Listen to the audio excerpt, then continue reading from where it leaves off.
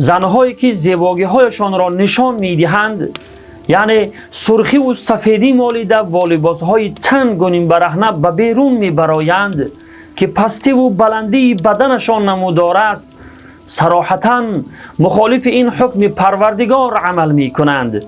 خداوند در قرآن عظیم الشأن می فرماید ولا یبدین زینتهن، یعنی زنان زیبایی هایشان را نشان ندهند.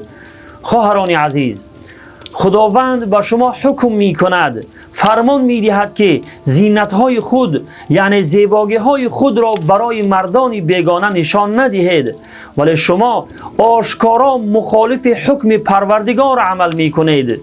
این را بدانید که مخالفت و سرپیچی کردن از حکم های پروردگار از جمله گناهان کبیره و هلاک‌آور است، عاقبت های خیلی خطرناکی دارد. از الله بترسید و حجابی که الله رب العالمین بر شما فرض کرده است بپوشید.